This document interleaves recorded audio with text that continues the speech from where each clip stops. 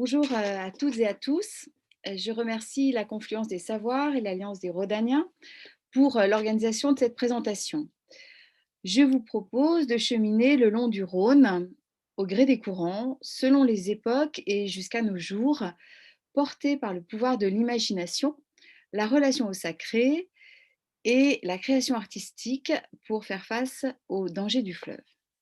Nous découvrirons comment aujourd'hui le rapport au Rhône et ses dangers s'expriment et comment est pensée la prévention au risque, notamment par le recours à la création artistique. Je m'appuierai dans mon propos sur le réseau Cap sur le Rhône que je coordonne, sur certains de ses membres partenaires et certains projets développés par le réseau, mais également je présenterai d'autres exemples qui ont pu être mis en place notamment dans le cadre du plan Rhône. Le réseau Cap sur le Rhône rassemble des acteurs le long du Rhône et de la Saône, des musées, des pays d'art et d'histoire, des espaces naturels, un service archéologique, etc. Chaque partenaire développant un lien spécifique au fleuve et à la rivière. Le réseau offre un cadre pour concevoir et mettre en œuvre des projets qui s'appuient sur une dynamique collective et une approche plurithématique du fleuve. Le principe est de faire vivre les patrimoines culturels et naturels en imaginant de nouvelles façons de les partager, de les agencer pour les décliner en objets singuliers, comme des livres, des films, des expositions, des programmes d'éducation aux arts et à la culture. Donc des objets singuliers dont le prisme rendra compte de la complexité du fleuve d'hier, celui d'aujourd'hui, tout en intégrant les enjeux contemporains. À l'époque romaine, déjà, le Rhône est un axe de communication essentiel de la Méditerranée à l'Europe septentrionale. Certains des membres partenaires du réseau Cap sur le Rhône témoignent de l'importance de cette période. Le musée Alpes à Alba la Romaine, le musée départemental Arlantique, le service archéologique de la ville de Lyon ou encore le musée gallo-romain de Chanaz. Au musée départemental Arlantique, nous pouvons admirer un magnifique chaland long de 30 mètres, classé trésor national. Il y a environ 2000 ans, alors qu'il était amarré à Arles, ou plutôt Arelat, port fluvio-maritime d'une grande importance dans le monde gallo-romain, le chaland a disparu lors d'une violente crue, sombrant avec toute sa cargaison au fond du Rhône. Découvert en 2004 lors de fouilles archéologiques avec toute sa cargaison, sorti du fleuve avant d'être exposé au musée, il a été étudié scientifiquement sous toutes ses coutures. Le chaland, baptisé Arles-Rhône III, a révélé l'histoire de sa construction, la nature de son chargement, les équipements de navigation et une pièce votive.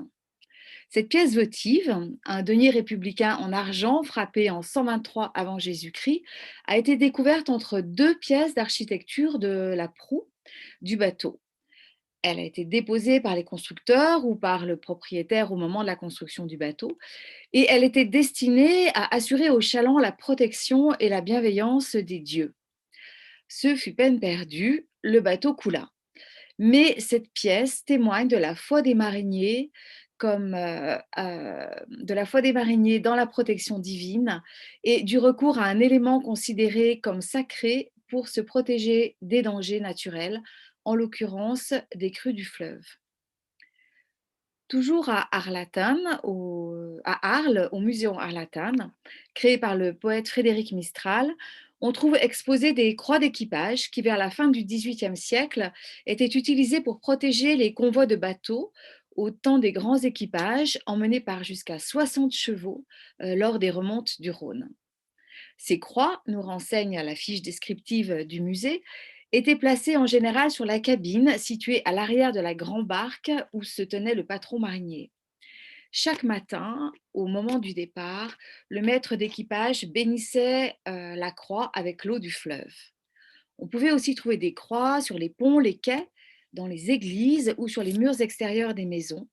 D'autres de taille plus modeste étaient placées dans les cabines de bateaux ou dans les demeures. Ces croix étaient souvent travaillées et sculptées par les mariniers pendant leur temps libre avec du bois échoué ou trouvé sur le fleuve, sur les rives ou simplement acheté à la célèbre foire de Beaucaire. Puis elles étaient peintes de couleurs vives. Il faut garder en mémoire que ces mariniers étaient la plupart du temps analphabètes et absolument ignorants des conventions artistiques académiques. Mais ces croix témoignent d'un art religieux populaire, vivant, apprécié encore de nos jours par les collectionneurs. Alors au musée Arlatane, toujours, on trouve aussi un buste reliquaire de Saint Nicolas provenant de la chapelle de la confrérie des mariniers de l'église de Saint-Césaire dans le quartier de la Roquette, qui fut pendant longtemps le quartier des mariniers à Arles. Messieurs Millet et Julliard parleront plus amplement de Saint Nicolas, qui était le protecteur des mariniers. Au début du XVe siècle, d'ailleurs, sera construite sur le pont d'Avignon une chapelle qui lui est dédiée. Et l'histoire du pont d'Avignon témoigne des dégâts que le Rhône peut provoquer. Lors des crues terribles et répétées provoquées à l'époque du petit âge glaciaire, des troncs d'arbres et autres embâcles charriés par le Rhône détruisaient sans cesse le pont d'Avignon. Celui-ci, devenu un chantier perpétuel, un véritable gouffre financier, sera laissé à l'abandon à la fin du XVIIe siècle et on le connaît tel quel de nos jours. Alors la question des inondations, des dangers du fleuve, est un des sujets traités dans un des courts films d'animation de la collection Fleuve, réalisé en 2020 par des étudiants en bachelor animation 2D de Belcourt École, pour un projet professionnalisant proposé par le réseau Cap sur le Rhône. Donc pour ce projet, 27 étudiants répartis en 9 groupes ont réalisé 9 capsules sur des thématiques comme le franchissement, les zones humides, la gestion de la ressource en eau, les différents usages du fleuve, etc. J'ai choisi bien sûr de vous présenter le film qui traite des crues et des inondations, un phénomène que toute population vivant sur les rives d'un cours d'eau connaît depuis les temps immémoriaux. Et quand le fleuve déborde et qu'il entraîne tout sur son passage. Mais regardons plutôt le travail des étudiants qui avaient pour consigne de croiser l'imaginaire, la création artistique et la connaissance dans la réalisation de leur film de la collection Fleuve, un projet labellisé Plan Rhône en 2020.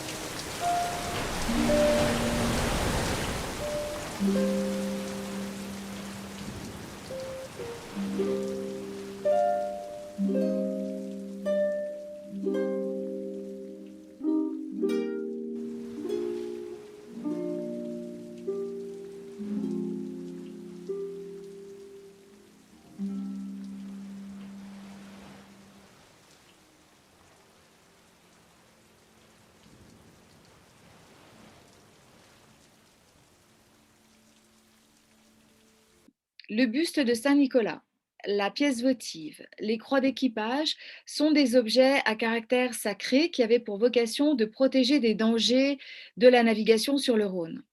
Aujourd'hui, exposés au musée départemental Arlantique pour la pièce votive et au musée Arlatane pour les croix et Saint-Nicolas, Ils sont devenus, dans un processus de patrimonialisation, des objets de collection, témoins de l'histoire de la navigation rhodanienne que l'on peut découvrir lors d'une visite, nous évoquant un rapport passé au Rhône, un rapport en plein de sacré et de superstition. On peut se questionner sur le devenir aujourd'hui de la dimension du sacré dans le rapport que les riverains entretiennent au fleuve.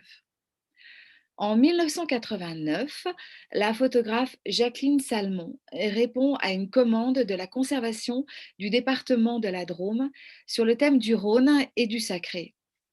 Elle part à la recherche du sacré dans les Launes, ces bras fluviaux connectés au Rhône, ces zones humides qui régulent les crues du fleuve et qui sont de véritables et fragiles réserves de biodiversité. Elle va donc photographier les Launes, là où, écrit-elle, on peut encore éprouver les émotions des hommes d'avant l'histoire, d'avant les religions. Si aller à l'origine des formes symboliques du sacré dans le paysage. Car selon elle, l'homme invente les formes du sacré en recopiant la nature. Dans son poème, Frédéric Mistral décrit la fin d'un monde, celui des mariniers et des grands équipages. C'est l'entrée dans la révolution industrielle et le temps des bateaux à vapeur et des ingénieurs qui annonce une rupture entre le fleuve et ses riverains. Dans son récit épique, Frédéric Mistral parle du drac, monstre légendaire vivant au fond du fleuve plutôt. Mais à propos de monstres du Rhône, on en trouve un dans le musée du poète, le Muséum Arlatane, un monstre appelé la Tarasque. En voici deux représentations exposées au Muséum Arlatane, donc une effigie provenant de l'église des Carmélites à Arles, avant son entrée dans les collections, ainsi qu'une statue effigie processionnelle de la Tarasque collectée par Frédéric Mistral lui-même, vraisemblablement auprès d'une confrérie. Elle représente le dragon dompté, selon la légende, par saint Marthe. Elle est ainsi décrite. Le corps de la bête est composé d'une demi-sphère recouverte d'écailles vertes, soulignées de brun et de jaune, ponctuée de pics en vert à la pointe ensanglantée. L'épine dorsale est couronnée d'une crête épineuse et une longue queue horizontale en bois, peinte d'écailles et fixée à l'arrière. À l'avant, une tête noire et ronde, à la face féroce, exhibe une bouche ouverte qui laisse voir deux rangées de dents pointues. La lèvre inférieure est ensanglantée. Sur le sommet de la tête, entre deux oreilles noires, est fixée une crinière.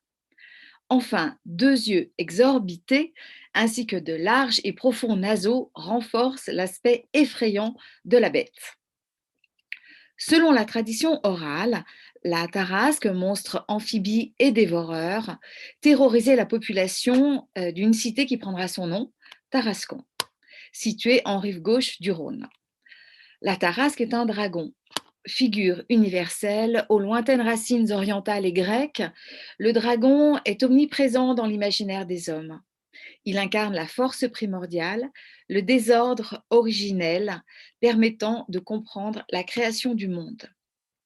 Il est, comme dans le cas de la Tarasque, fréquemment lié aux rivières et à leur débordement. Il matérialise la peur des populations face aux dangers provoqués par des éléments naturels qu'elles ne maîtrisent pas. À Tarascon, la fête de la Tarasque, encore célébrée aujourd'hui, apparaît comme un marqueur fort de l'identité provençale chère à Frédéric Mistral. Agit-elle aussi comme un temps cathartique face aux dangers d'inondation qui restent toujours d'actualité? Car au XXe siècle, si le lien au fleuve s'est distendu, le Rhône, même après les aménagements du XIXe et XXe siècle, qui ont bouleversé son cours, ses paysages, sa dynamique fluviale et son environnement naturel, le Rhône reste un fleuve puissant, le plus puissant de France, et toujours dangereux. Malgré sa canalisation sur plus de 300 km, la navigation sur certains secteurs de son cours est toujours réputée complexe. La violence de ces inondations ces dernières décennies a rappelé aux Rhodaniens sa dangerosité. D'autres menaces se profilent notamment sous l'influence du changement climatique, avec des périodes de sécheresse annoncées aggravées et des inondations violentes, comme l'évoque le film réalisé par les étudiants que nous avons pu voir tout à l'heure. Alors comment aujourd'hui faire face, se protéger des remous, des tourbillons du fleuve, de la montée des eaux et des risques naturels? Quelles sont les réponses, hormis les réponses techniques comme les PPRI, les plans de prévention des risques d'inondation, les constructions et la consolidation des digues, ainsi que des solutions fondées sur la nature, comme la restauration des launes, ces réserves de biodiversité qui jouent le rôle d'éponge le long du fleuve lors des crues. Alors, quelles réponses donc, quels recours à ces menaces sont proposés aujourd'hui? Quelle culture du risque partagée entre peur et déni du danger, entre mémoire et oubli de la catastrophe? Les inondations de la fin du XXe siècle et au début du XXIe siècle ont joué un rôle dans la prise de conscience des Rhodaniens. De nouvelles relations se nouent entre le fleuve et ses riverains, notamment sous l'impulsion de politiques publiques comme le plan Rhône, devenu le plan Rhône-Saône. Rappelons que ce plan de développement durable a été mis en place suite aux grandes inondations des années 2000 dans l'Euro méridional, perçues comme de véritables catastrophes majeures. Alors l'approche artistique apparaît comme une proposition d'expérience sensible pour rematérialiser le rapport au danger, au risque et à la prévention. Dans le cadre d'appels à projets sur la prévention du risque, le plan Rhône a permis l'émergence d'interventions artistiques, que ce soit dans le spectacle vivant ou l'art contemporain. En voici deux exemples. Alors le premier, le spectacle Une nuit entre parenthèses, qui s'est produit en 2018 à Arles, Chalon-sur-Saône, Valence et Salès-sur-Sanne, oui, se définit comme une aventure poétique autour du risque inondation. Imaginé par le collectif La Folie Kilomètre, il dure 17 heures de représentation au cours desquelles les spectateurs-acteurs sont invités à vivre une nuit d'évacuation dans un gymnase transformé en centre d'hébergement et habité par différents services de gestion de la crue. Alors le dossier de presse nous informe que ce spectacle interroge notre rapport au risque, à l'imprévu, au groupe et au territoire. Entre réalité et fiction, mémoire des crues et vision futuriste, enjeux locaux et mythologie plurielle, au rythme d'une montée des eaux poétique, c'est une expérience grandeur nature. Un concert de sirènes, de la poésie liquide, des données scientifiques, une cartographie de gestion de crise, un repas partagé et un lit pour chacun font partie des ingrédients. Dans un autre registre artistique, faisant également partie des lauréats de cet appel à projet sur la prévention du risque et la culture du risque, l'exposition collective réalisée en 2019 par l'agence Bipolar et intitulée Big Torrent rassemble différents artistes. Elle a été présentée en 2019 à Arles, à Avignon, à Chalon-sur-Saône et à Lyon en 2020, renouvelant à chaque fois sa scénographie au fil de l'eau. Projet artistique sur le risque inondation, Big Torrent s'appuie sur une approche sensible du fleuve, vécue à travers des installations plastiques, des dispositifs immersifs et des expériences sonores. Pour Bipolar, en travaillant sur les imaginaires de la crue, les artistes détournent et exaltent et ravivent nos mémoires. Se saisissant de la dramaturgie propre aux problématiques du risque, ils nous projettent vers des futurs possibles. Avec les résurgents, nous faisons face à une installation inspirée des scènes de décrue, révélant les fantômes étranges sortis de nos vies quotidiennes d'avant l'inondation, comme ce camping-car déstructuré par la force de l'eau. La texture de la houle nous projette dans un paysage mental où la puissance souveraine de l'eau, capable de submerger les territoires et les aménagements, aurait été figée ici dans des reflets bleutés. Et l'Orbital River Station, est une sculpture flottante de grande échelle. Alors, est-ce une bouée de sauvetage surdimensionnée? Un signal à l'égard des populations riveraines? Cette première version nous projette vers le futur laboratoire flottant imaginé par les artistes pour observer les cours d'eau, leur écosystème, leur débit ou leur niveau de pollution. Pour finir cette présentation, je reviens au réseau Cap sur le Rhône et à la présentation d'un autre projet, un projet d'atelier et de concours d'écriture. Donc une première édition intitulée Dans les courants du fleuve, invitant les riverains à écrire en les questionnant. Comment penser dans le temps notre relation au fleuve, à sa biodiversité, son environnement, à nos usages, aux enjeux contemporains et à venir? Comment écrire sur la transition écologique? Nous avons reçu 196 textes, des poésies courtes ou longues, en prose ou rimées, classiques ou modernes dans leur forme, des histoires donnant la parole au fleuve, des récits de transmission, des souvenirs portant à la nostalgie, des légendes inventées et des personnages de contes, d'incroyables périples et de curieuses rencontres, des vies tragiques, joyeuses ou aventureuses, des désirs d'utopie ou des dystopies traversées par un fleuve que l'on souhaiterait ne jamais connaître. Tous ces textes témoignent de liens forts au fleuve, même si ces liens, pour certains, sont peut-être plus imaginés que réellement vécus. L'écriture et le récit sublimant la réalité de l'expérience au fleuve. En conclusion de ma présentation, euh, ce qui a été présenté, donc des objets à caractère sacré devenus dans un processus de patrimonialisation, objets de collection, nous parlons d'un rapport passé au fleuve, une commande photographique sur le Rhône et le Sacré, un film d'animation réalisé par des étudiants, un spectacle participatif, une exposition collective d'art contemporain, sensibilisant au risque inondation, un recueil de poésie et de nouvelles interrogeant notre lien au fleuve passé, présent et à venir. Dans une chronologie proche d'un inventaire à l'après-vert, l'ensemble de ces médiums font appel à cette force liquide dont nous dépendons. Les contextes ont évolué, mais le fleuve représente toujours une ressource et un danger. La permanence d'une des réponses contribuant à la prise de conscience du risque et à sa prévention est du registre du sensible, d'un lien subtil au fleuve à tisser, à la croisée de l'expérience du sacré, de l'imaginaire, de la mémoire et de la création. Je vous remercie de votre attention.